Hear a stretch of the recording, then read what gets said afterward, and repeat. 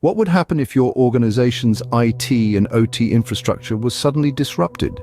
What if a cyber attack or a natural disaster rendered your systems inaccessible? This brings us to the importance of disaster recovery. Disaster recovery is the process of restoring data, systems, and infrastructure following a disruptive event.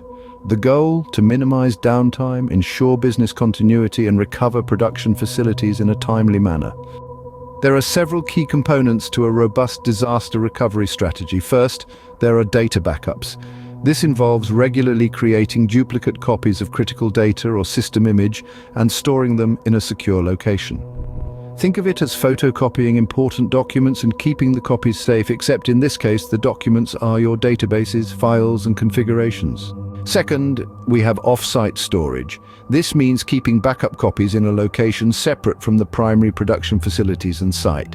This could be in the cloud or a geographically distant data storage. It's like having a spare set of keys at a friend's house in case you lose yours. Thirdly, there are redundancy and failover systems. These are backup systems that take over if the primary ones fail. It's akin to having a spare tire in your car that you can use if one of your tires gets a puncture. Next, there's the disaster recovery plan. This is a well-documented plan that identifies key team members and outlines the steps to be taken during and after a disaster. It's like having a detailed roadmap that guides you to your destination.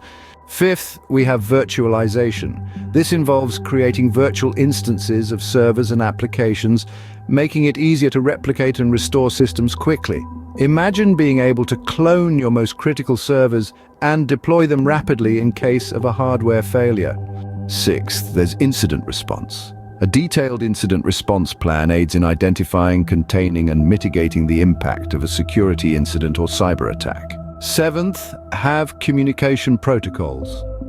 Clear communication channels and protocols ensure that operations, engineering, and other stakeholders are informed during and after a disaster.